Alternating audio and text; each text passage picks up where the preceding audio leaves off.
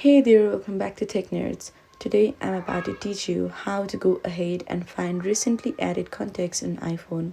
So it is going to be very simple and easy step-by-step tutorial.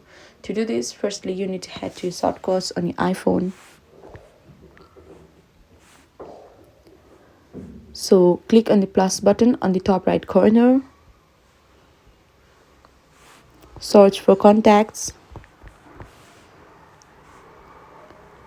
Here you go, find contacts. So you have different options here. In the sort by, click here and search for creation date. Click the latest first, and here you can always choose your limits.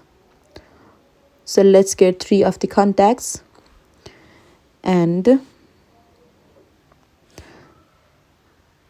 click here on the search button and go for show results.